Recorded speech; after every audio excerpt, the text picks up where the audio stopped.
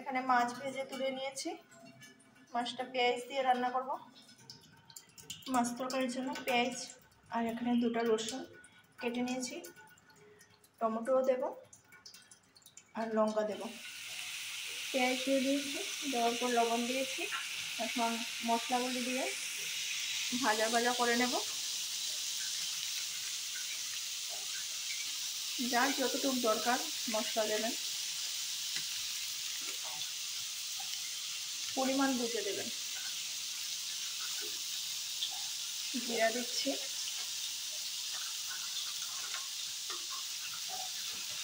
আর এখন দেবো লঙ্কার গুঁড়ো দেবো।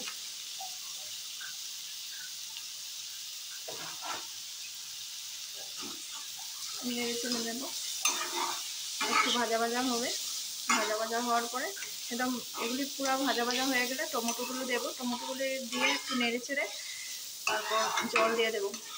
গরম করে জল দিলে ভালো, আমি সবসময় ভিডিওতে বলি গরম জল দেওয়া ভালো। গরম জল দিলে রান্নাটা টেস্টটা থাকে, না হলে ঠান্ডা জল দিয়ে দিলে রান্নাটার টেস্ট কমে যায়। টমেটোগুলি দিয়ে দিয়েছি। টমেটো বেশি ভাজবো না, বেশি ভাজলে টমেটোগুলি পুরো গলে যাবে। টমেটোগুলি একটু আস্তে আস্তে থাকে, ভালো লাগে খেতে।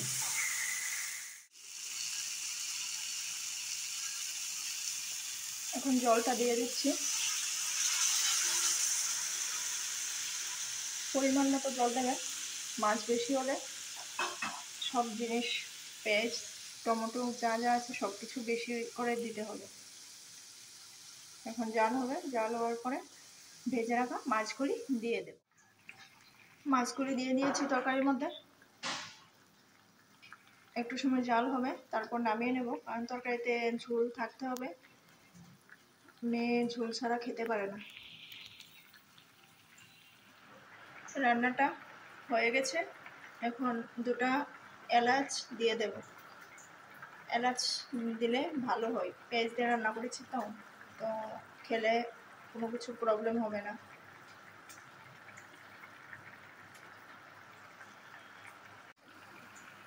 রান্নাটা ভালো লাগলে কমেন্ট করবেন, সাবস্ক্রাইব করে দেবেন।